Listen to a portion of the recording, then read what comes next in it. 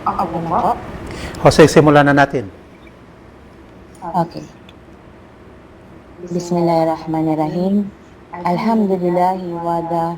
Wassalatu wassalamu ala man la nabiyya ba'da wa ala alihi wa sahbihi wa man tabi'ahum bi ihsanin ila yaumiddin. Amma ba'd. Assalamu alaikum warahmatullahi wabarakatuh.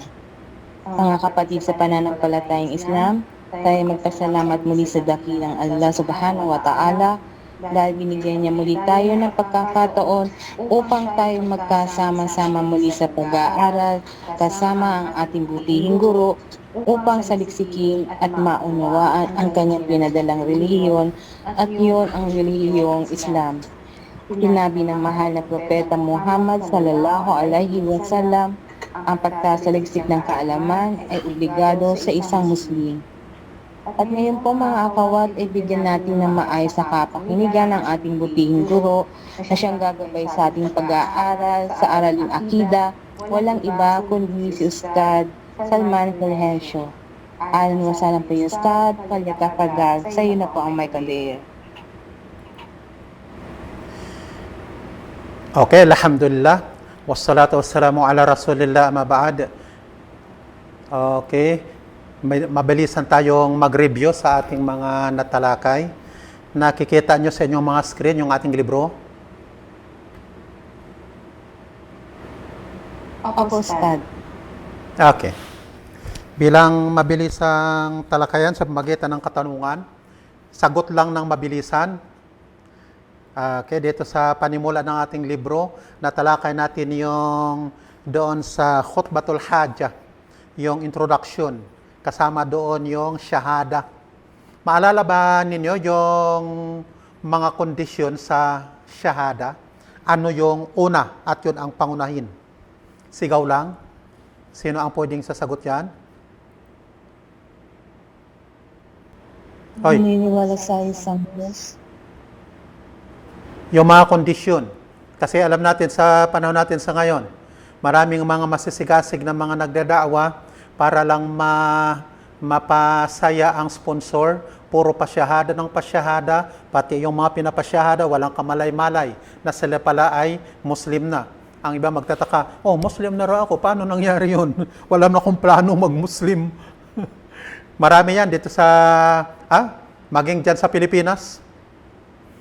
Ano yung una na kondisyon sa shahada? Una, Muslim po. okay, ang una ay ang kaalaman. Kasi sasaksi ka ba sa isang bagay na hindi mo alam? Okay, yung pangalawa, yung pagbigkas mismo. Kasi kung sumaksi ka nang hindi mo naman binigkas yung testimonya mo, paano kang saksi sa korte halimbawa? Okay. Ano yung pangatlo? Dapat mayroong nakarinig.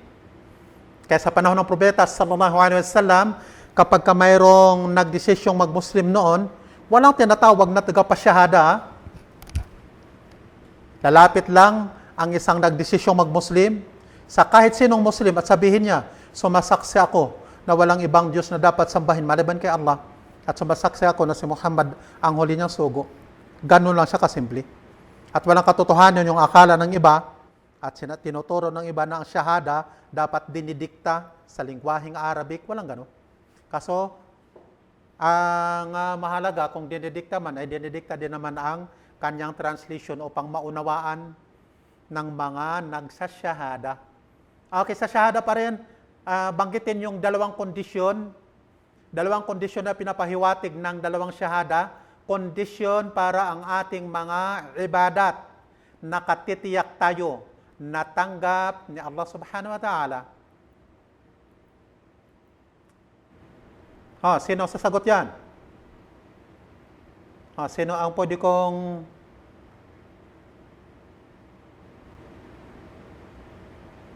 Paniniwala sa nag-iisang Diyos at sa huling propeta. O nga, yun ang ating shahada. Okay, yung unang shahada na binanggit natin, walang ibang Diyos na dapat sambahin maliban kay Allah. Yun ang ipinapahiwatig yun yung unang kondisyon para tanggap ang ating mga ibadat. Ano yung unang kondisyon? ng ating ibada, ikhlas para kanino? Kay Allah. Yun lang. Kay Allah. Kay Allah.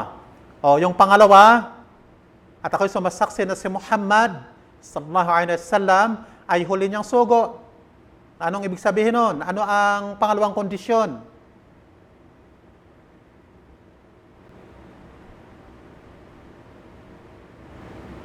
Aha. Paniniwalang si Muhammad ang sugo. O, paniniwala nga na si Muhammad ay sugo. Ano ang pangalawang kondisyon na ipinapahiwatig ng paniniwala na si Muhammad ay sugo? Pangalawang kondisyon para tanggap ang ating pagsamba. Ng ating pagsamba, ano man ang mga ibadat na ating gagawin, alinsunod sa sunnah. Sunnah nino? Ng propeta Okay, Muhammad sunnah ng sallallahu propeta alaihi wasallam. sallallahu alaihi wasallam. Ngayon, kung nag-invento ka ng paraan ng mga pagsamba, ikhlas nga, alang-alang kay Allah, kunyari, nagsagawa ka ng ritual na tulak-bala, may kasama ba tayong tausog dito? Okay, ritual na tulak-bala, kunyari. Okay. Ikhlas naman, para kay Allah, ang ginagawa mong ritual, ang tanong, ang tulak-bala ba ay tinuro ng propeta? Kung hindi niya tinuro, ikaw ay sinungaling na naniniwala kay Muhammad bilang sugo. Okay. Nabanggit ko sa inyo noon na memoryahin ang apat na kahulugan ng ikalawang syahada. Ang una dyan, yung mutabaan na binanggit ko kanina ng ating mga pagsamba ay alinsunod sa sunnah ng propeta sallallahu alaihi wasallam. Mayroon pang natitirang tatlo. Sino ang makapagbigay ng kahit isa?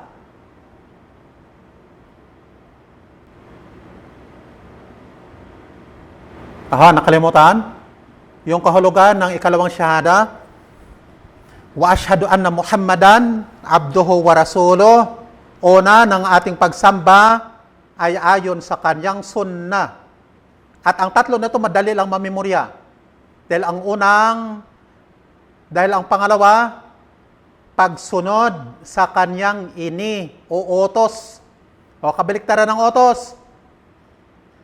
Pag-iwas sa kanyang ipinagbabawal. Okay, yung pang-apat, paniwalaan ang anumang kanyang sinabi o itinuro sa atin. Madali memorya yan. Pagsunod sa inyong kabaliktaran ng utos, bawal. Okay, yun ang pangalawa, pag-iwas sa kanyang ipinagbabawal. Pangatlo, paniwalaan ang anumang kanyang sinabi. At ang pang-apat, yun ang ginawa kong panghuli ulit, mutabaa o pagsunod sa tinuro niya na paraan ng pagsamba. Okay. Balik tayo dito sa ating libro. Okay. Nang binanggit dito, fa inna Allah Ta'ala arsal rasulahu Muhammadan sallallahu alaihi wasallam bil huda wa dinil haqq. Iban kung sino-sino makaalala nito. Ito si Allah ay nagsugo sa sugo niya si Muhammad sallallahu alaihi wasallam, kalakip ang patnubay. Ano ang tinutukoy ng patnubay na binanggit ko sa inyo noon? At ano naman ang tinutukoy ng relihiyon ng katotohanan? Mayroong makaalala? At inshallah, natapos ko nang i-type yung ilang mga sinabi ko sa inyong, ipinangako ko sa inyo noon na isisin ko sa ating GC para ma-review ninyo itong mga binabasa kong mga notes sa inyo.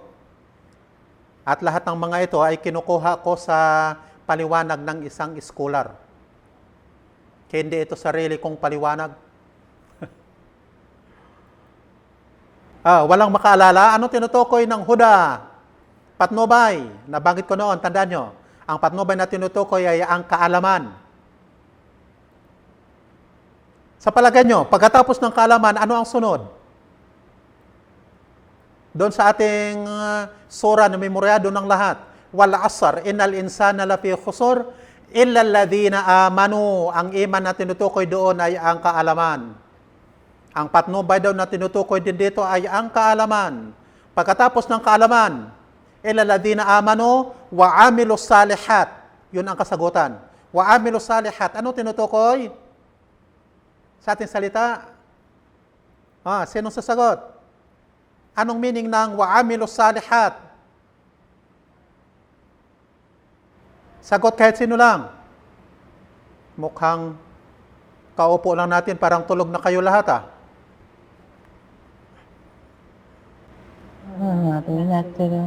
Wa amilus salihat. Anong meaning? Nakalimutan ko siya. At yan ang ating buhay sa Suratul Asar, ng ating buhay, una, tuloy-tuloy na pag-aaral. Gagraduate tayo kung pantay ng ating mga kapaa. Wa amilus salihat, pagsasaaktwal sa ating napag-alaman. Okay? Ibig sabihin, paggawa ng mga mabubuting gawa. Ano yung pangatlo? Pangangaral, pagdadakwa sa kaalamang nakamtan mo. Ano ang pang-apat na dapat taglaying katangian ng bawat Muslim? Watawasaw bil haq, ang last, pang-apat, watawasaw bis sabr. Ano yung pang-apat? Mga kapatid, binanggit ko na. Gising-gising. Patience po. Okay, sabar. Yung pagtitiis. Kaya balik tayo dito sa ating libro, sa paliwanag ng mga eskolar, ng sinugado ni Allah, ang sugo niyang si Muhammad, kalakip ang patnubay. Ang patnubay na tinutukoy ay ang kaalaman. Pag sinabing kaalaman, yun ay dalawang wahi. Dalawang wahi. Ano nga ang dalawang wahi na pinagbatayan ng ating akida? Sagot mga kapatid. Ano yung dalawang wahi? Dalawang revelasyon. Dalawang kapahayagan na pinagbabatay ng ating akida.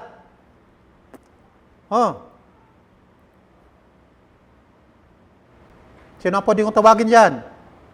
Nandito si Ednalyn Polido, Jonela Cordero, Samia Sultan, Normina Kadil, Makarin Ligaspi. Mga kapatid,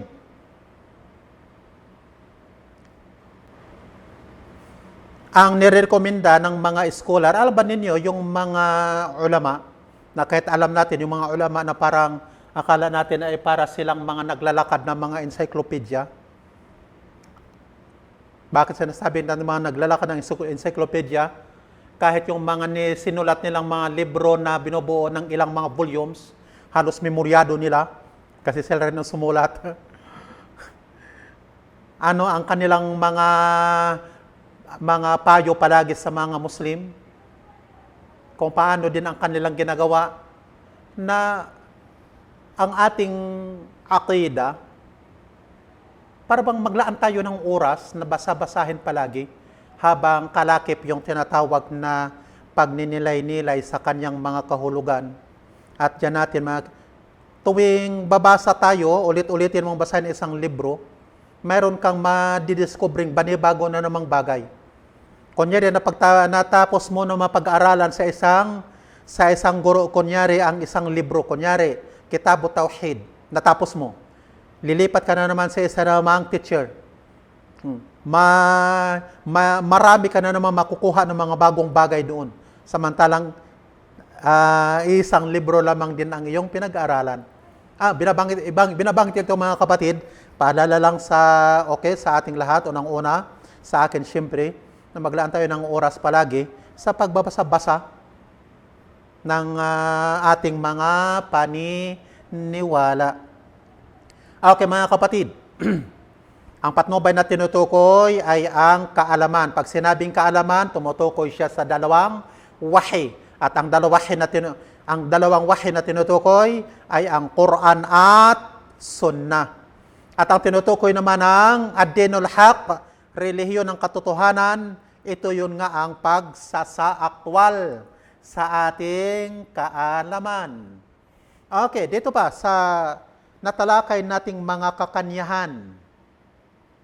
Ito, Nakita nyo siguro sa inyo dyan, sa inyong mga screen.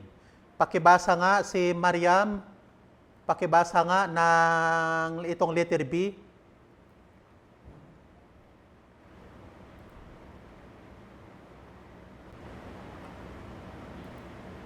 Ang tawqif, Okay, ang tawqif.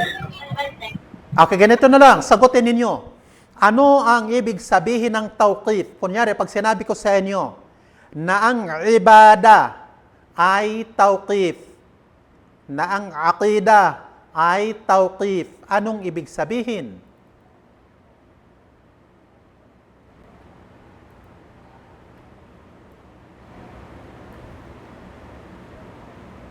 Sa palagay ninyo? Paniniwala po? Hindi. Nandito sa B. Pag sinabing tawqif, hindi ka pwedeng mag-invento ng anumang mga ori ng ibada kung walang dalil mula sa dalawang wahi, Quran at Sunnah. Gayon din naman ang aqida. Hindi tayo pwedeng tatangkilik ng anumang mga paniniwala kung walang direktang batayan sa Quran at Sunnah. Yun ang ibig sabihin ng tawqif. Okay, mga kapatid. Dito pa, sa ating pinakabuod ng libro na atin ang tinalakay. Okay.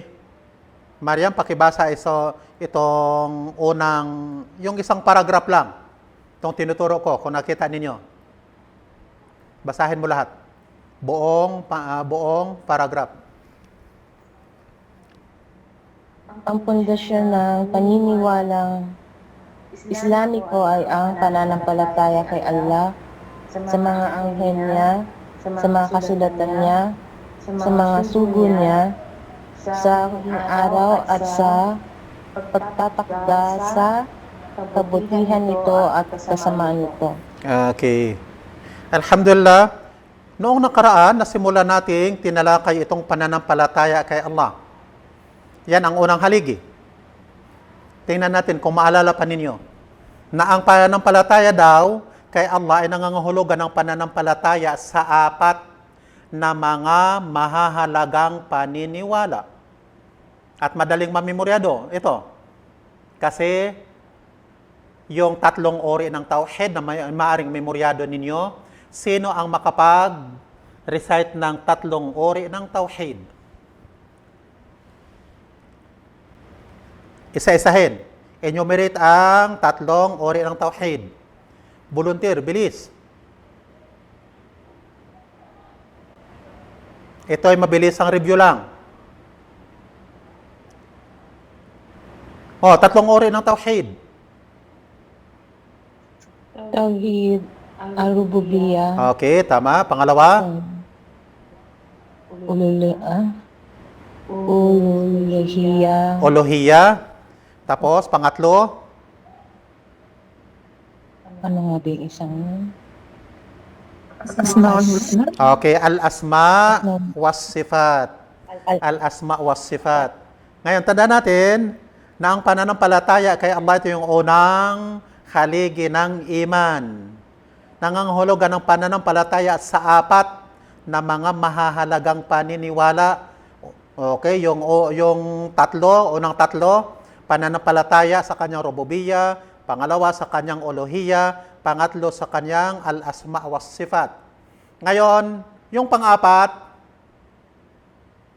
pananampalataya sa kanyang nasimula natin nung nakaraan. Nakalimutan na. Pananampalataya na sa kanyang kairalan. Pananampalataya na siya ay umiiral. Existido siya. Okay? At dito yan sa unang paksa na ating tinalakay. Ang pananampalataya kay Allah. Kung ating basahin, ang pananampalataya kay Allah ay ang paniniwalang tiyakan sa kairalan ni Allah. Yan ang una. Pangalawa, na siya ay ang Panginoon ng bawat bagay. Okay, dito sa Panginoon ng bawat bagay. Anong uri yan ng tauhid? Sa tatlong uri ng tauhid. Mga kapatid, bilis. Ar-Rububiyyah. Tama, ar-rububiyya.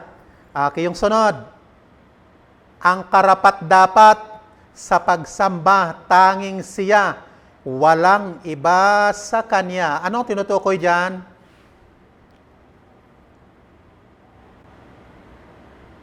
Uluhiyyah. Tama, al-uluhiyya.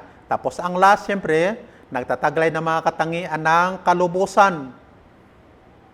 Okay, ang tinutukoy dito ay ang Tauhidul Asma was Sifat. Okay, naalala ko itong mga katagang ito. Pinaliwanag ko sa inyo noon. Okay, ano nga ang meaning? Yung literal na kahulugan. Kahulugang panglingwahe ng tasbih. Magtasbih ka, banggitin natin, Subhanallah. Ang translation natin, kaluwalhatian kay Allah. Pero sa lingwaheng Arabic, ano nga ang meaning? Maalala nyo?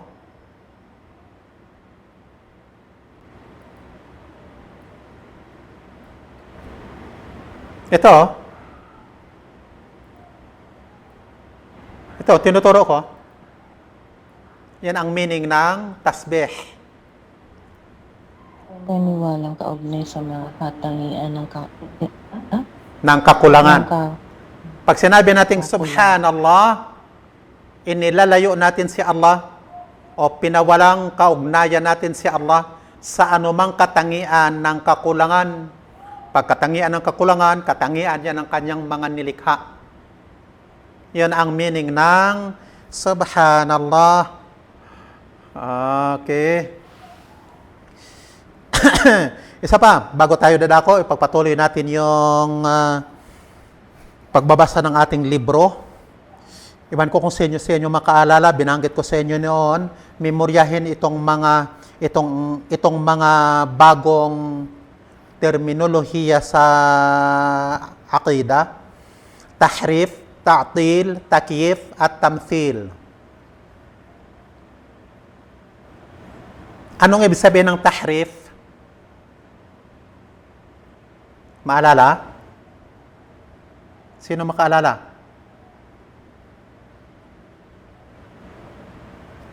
Ano ang tahrif?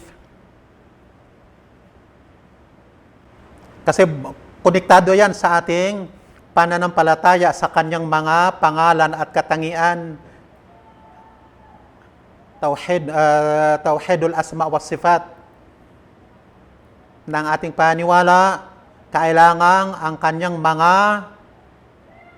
pangalan at katangian na nasasaad sa Quran, hindi tayo pwedeng mag-tahrif, mag-ta'til, takyif, at saka tamthil.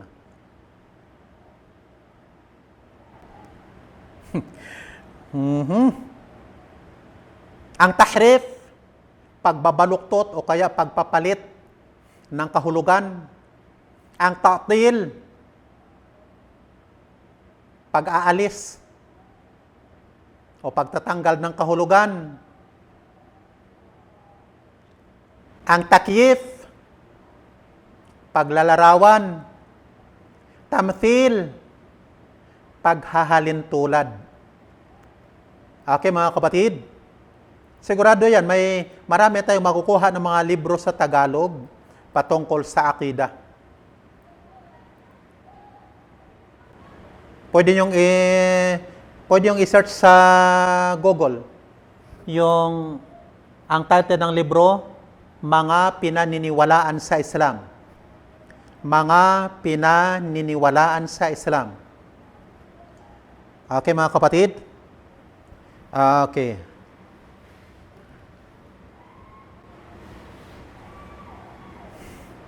Noong nakaraan, sinimula natin itong pananampalataya kay Allah na unang haligi ng iman.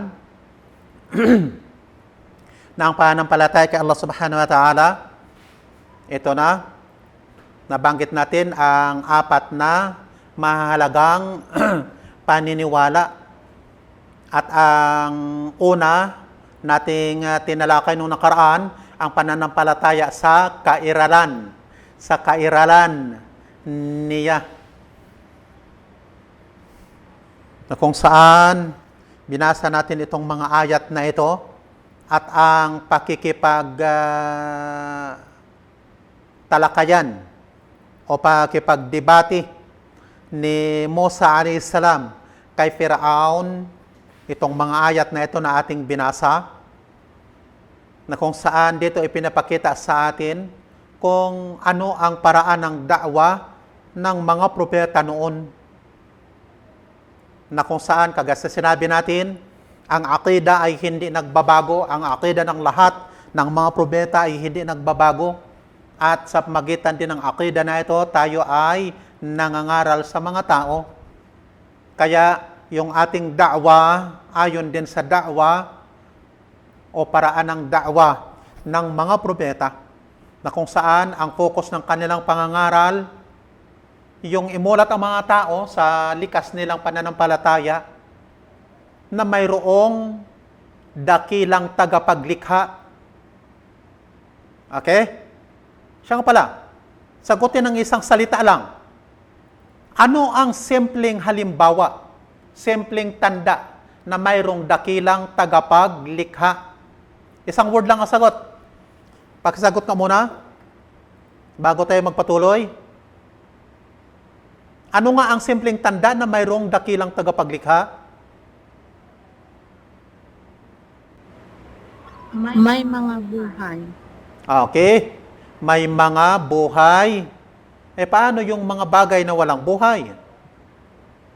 Ano ang tawag sa kanila? Ano ang tawag sa araw, buwan, karagatan, kabundukan, lahat ng mga dito, mga halaman, ilog? Ano ang tawag sa lahat ng mga ito? Nilikha. Nilikha. Sa madaling salita, ang pangangaral ng mga propeta noon nakapokus sa pagpapaalala sa mga tao na dapat sumampalataya na mayroong tagapaglikha dahil sa may nakikita silang mga nilikha. Kaya ang pakipagtalakayan din ni Musa alayhis salam kay Firaun, na bagaman si Firaun o si Paraon ay nag-angking Diyos na dapat sambahin, siya ay kumikilala na ang mga nilikhang ito na kanyang nakikita, hindi naman siya ang tagapaglikha. Mayroon itong mga tagapaglikha. Kaya doon sa kaluhulihan ng si Firaun ay na corner na ni Musa alayhis salam, nagbanta na siya. Kaya dito sa huling aya, nagsabi iyon talagang kung gumawa ka ng isang Diyos na iba pa sa akin, ay talagang gagawa nga ako sa iyo kabilang sa mga bilanggo. Ibig sabihin, bilanggo kita. Okay. Dito sa mga ayat na ito na ating binasa na marami na siyang pakipagtalakayan ni Musa alayhis salam kaya Paraon, ang may akda dito niya ibinatay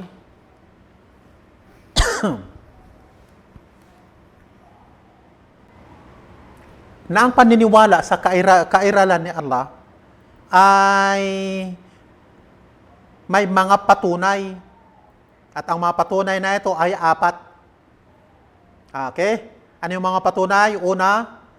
Una, al-fitratus salima, ang matinong naturalisa. At ang pangalawa ay ang lantay na pag-iisip. At ang pangatlo, sana yon?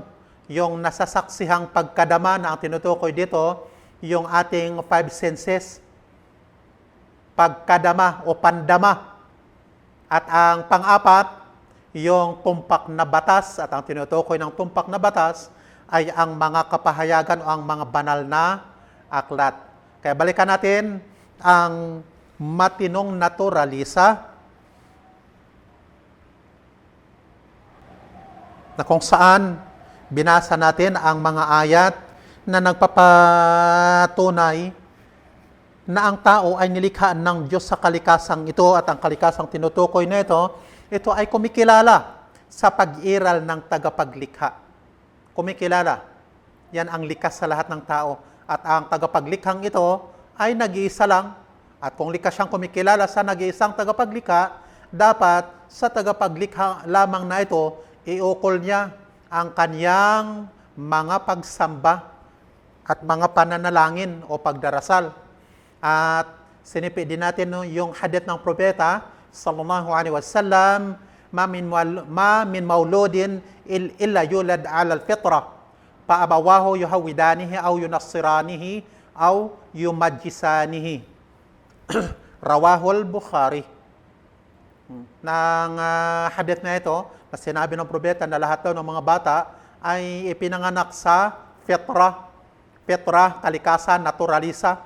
Ngunit ang mga magulang niya ang nagpapahudyo o ginagawa siyang Hudyo, ginagawa siyang Kristiyano, at ginagawa siyang mago. Siya nga pala, mago. Maalala nyo anong ibig sabihin ng mago? Anong ang iba pang katawagan sa mago? Nakalimutan na? Mang? Hindi. Sa Bible, sa mga balik Islam dyan, nang ipinanganak daw sa Jesus Christ, sa sabsaba napakita ang tatlong mago. Parang nagbabasa sila sa mga bituin ganun. Ang mago na sa paliwanag ng mga Kristiyano ngayon sa mga ninbento nilang pagbabago ng kanilang Bible, ang mago daw ay mga tatlong hari. Tatlong hari nagpakita at sumamba doon sumamba ang tatlong hari. Ang tinutukoy na mago, mga kapatid, sa lingwaheng Arabic ay majus. Dito, yumajjisanihi. Yumajjisanihi o ginagawa siyang majus. Ang majus na tinatawag siyang mago o Zoroastrian. Zoroastrianismo. Ang Zoroastrianism. Tatlong reliyon ang nabanggit dito. Sapagkat ito kasi yung dominante o marami sa kapanahunan ng Propeta Muhammad sallallahu alaihi wasallam. Christianity, Judaism at saka Zoroastrian. Okay, dito ipinapakita lamang na kung ang bata ay namulat doon sa mga magulang na mago, namulat sa mga magulang na Kristiyano o kaya mga magulang na Hudyo, automatic siya din ay sumusunod sa relihiyon ng kanyang mga magulang.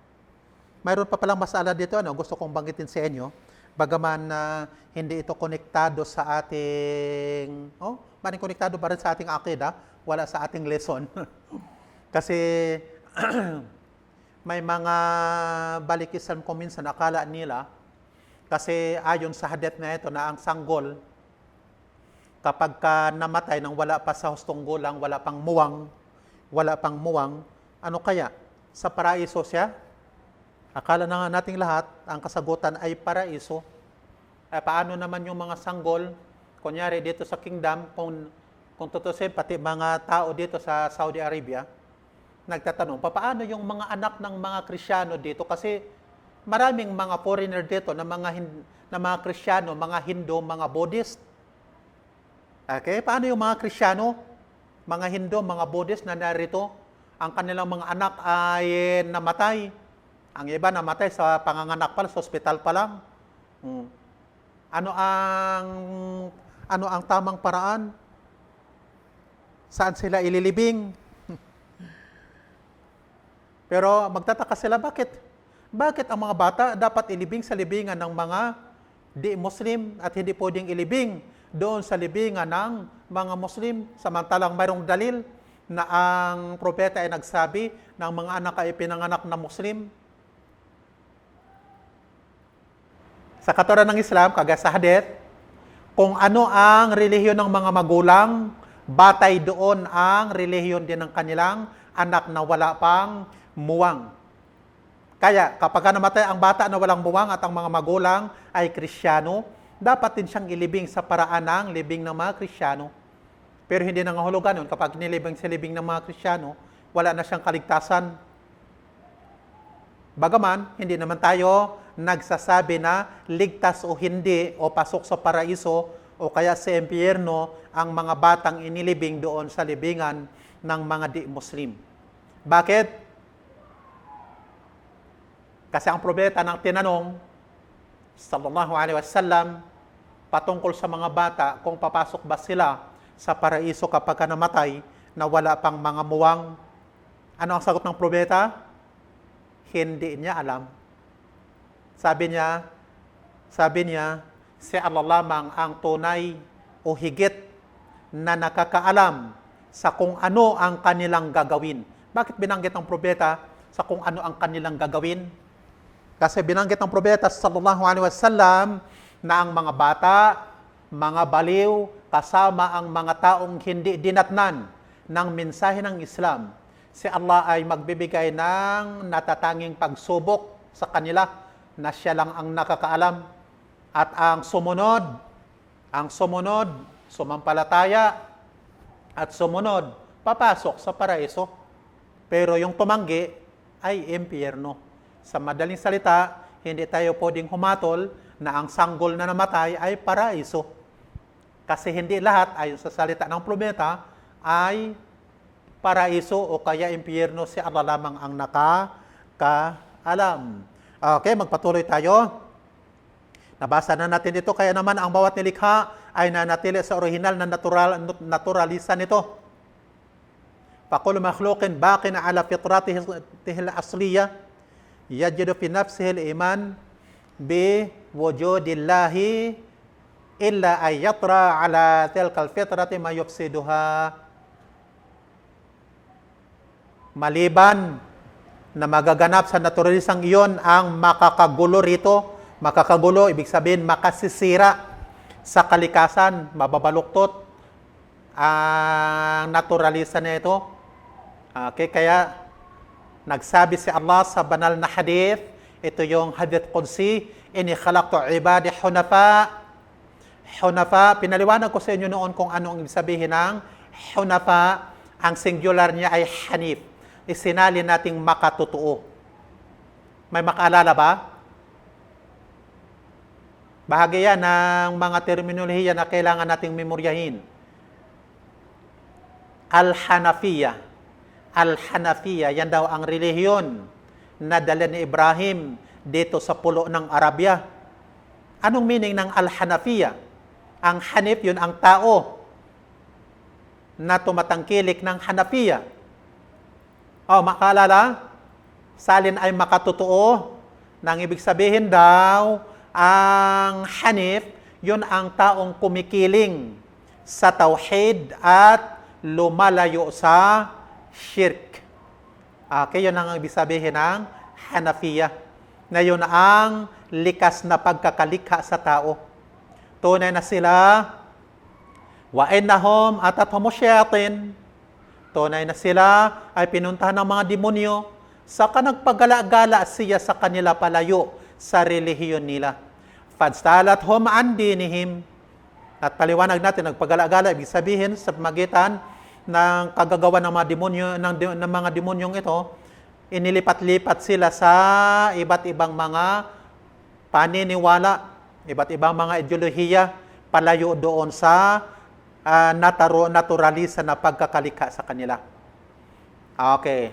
Inshallah, balik-balikan ninyo mga kapatid yung ating mga natalakay. Ito yung huli nating binasa nung nakaraan. Rubbama rana ala al-fitrati hijabun min asyubuhat wa syahwat lakinnaha tadhharu ala haqiqatiha fi awqat asyada'id wal azmat. Qala Allah Ta'ala, tingnan nyo, baka bumalot sa naturalisa ang tabing ng mga maling akala at mga pagnanasa. Subalit ito ay lumalantad ayon sa realidad nito sa mga oras ng mga kasamaang palad at mga krisis. فَإِذَا رَكِبُوا فِي الْفُلْكِ دَعَوُا اللَّهَ مُخْلِصِينَ لَهُ الدِّينَ فَلَمَّا نَجَّاهُمْ إِلَى الْبَرِّ فَإِذَا هُمْ يُشْرِكُونَ. Kaya sinipi ng may akda ang aya na ito, kapag nakasakay sila sa daong bangka, ay dumadalangin sila kay Allah, habang mga nagpapakawagas para sa kanya sa relihiyon. Nang ibig sabihin, ang kanilang mga panalangin kapag sila ay nasa kagipitan na nakasalalay ang kanilang buhay at kamatayan, ikhlas ang kanilang pananalangin para lamang kay Allah, nag-isa.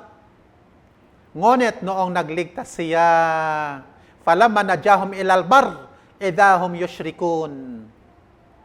Nagligtas siya sa kanila patungo sa katihan, sa kalupaan. Biglang sila ay nagtatambal sa kanya. Mukhang, kunyari, kung magbigay ako ng halimbawa sa inyo. Sa panahon ngayon, kunyari, yung barko na malulunod na, sigurado niyan, yung mga sakay, dalangin na ng dalangin. Sa palagay nyo, yung mga Kristiyano, kapag lulubog na yung barko, sa panahon natin ngayon, sa Pilipinas, kunyari, mananalangin sila kay Allah kasi nakasalalay na yung kanilang kamatayan doon, buhay at kamatayan.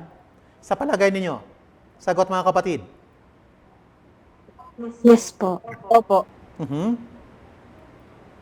Sa palagay ko, hindi. Kahit mamatay na, kahit malulunod na sila, ang dalangin pa rin ng mga Kristiyano, maring dadalangin pa rin sila kay Jesus, kay Birhing Maria, o kaya sa mga santo at mga santa. O kaya, maring dadalangin pa rin sila sa kung sino yung kinikilala nilang nag-iisang Diyos na tagapaglikha. Yan talaga ang realidad. Bakit? Kasi yun ay mga Kristiyano, nang akala nila ang word na Allah, ang salin ay Diyos. Diyos lamang.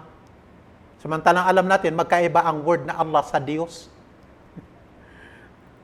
Kaya doon sa ating shahada, Ashhadu an la ilaha illallah.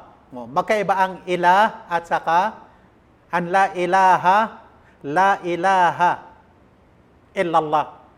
Ang ilah, yun ay Diyos, ang Allah ay Allah. Anong kaibahan? Ang kaibahan lang yan mga kapatid. Kunyari, ang tatay ni Sister Mariam ay si Pedro de la Cruz. Ang word na Pedro de la Cruz at ang word na tatay, parehong pangalan, di ba? Anong kaibahan ng dalawa? Word na tatay at Pedro, anong kaibahan? Nakalimutan na. Pangalan po sa katawag. Katawagan? Pangalan. Dalawang uri ang pangalan, di ba? Maalala pa niyo? Nakalimutan na. Yung isa katawagan. Ang isa katawagan. Maalala niyo sa ating grammar, sa English yung tinatawag na common noun at saka proper noun? Maalala?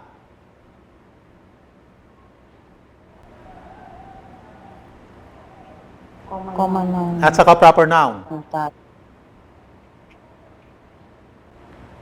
Ang mga common noun, okay, yun ang likas na sinasampalatayanan ng mga tao na tagapaglikha. Kunyari, pag sinabing tagapaglikha, proper noun o common noun?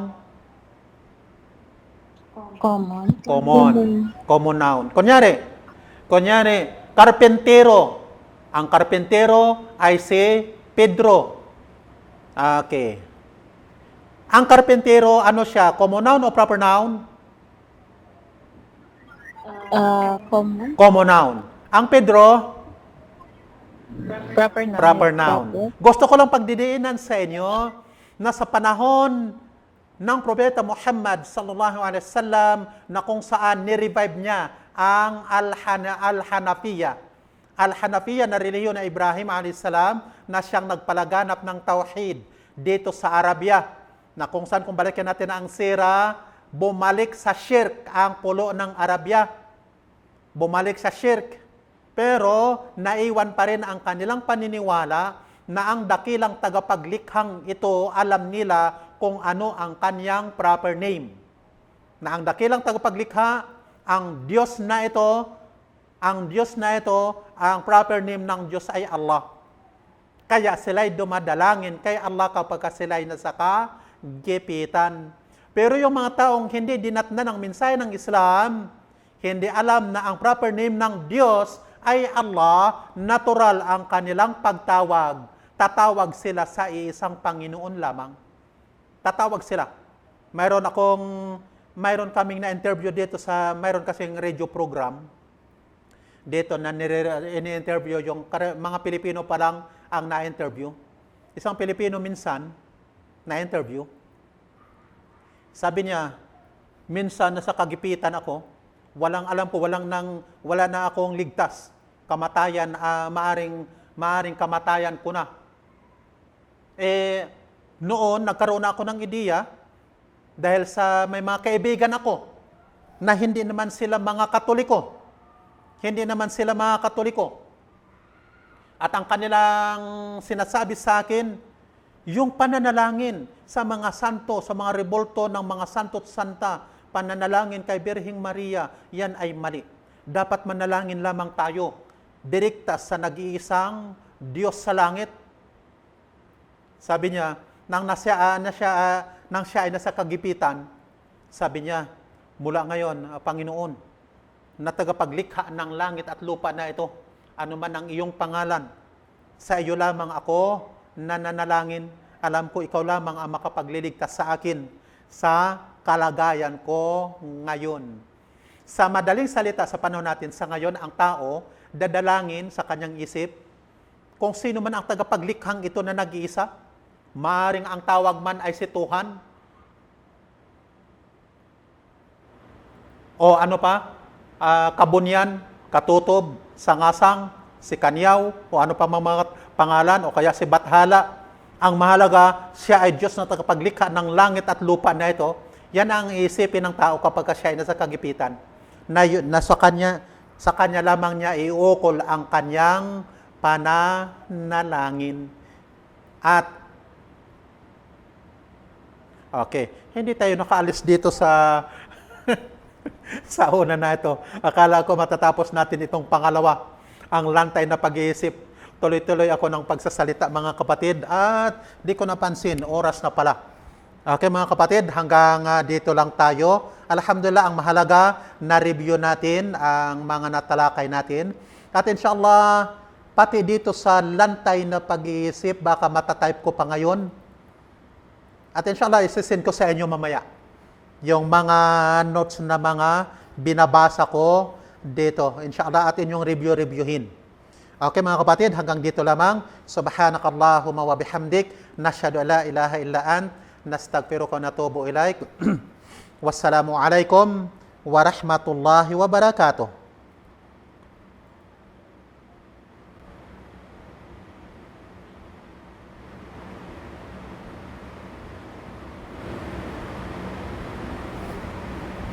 Waalaikumsalam warahmatullahi wabarakatuh. Waalaikumsalam warahmatullahi wabarakatuh, Ustaz. Jazakallahu khairan. Jazakumullahu khairan din sa ating mga